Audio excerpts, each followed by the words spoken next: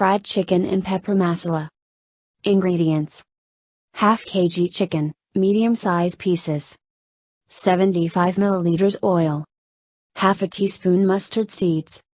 2 curry leaves. 10 garlic pods.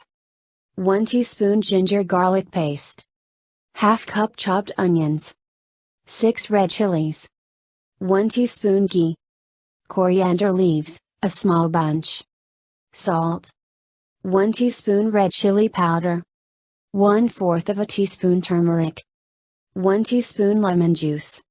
For masala: 1 cinnamon. Stone flour, very little.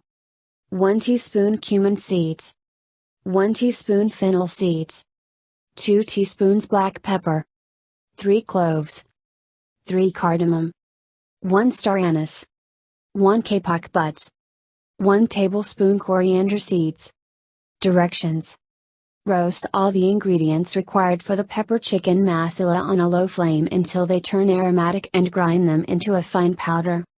Heat the oil and add mustard seeds, red chilies, curry leaves, garlic and fry till they turn golden brown.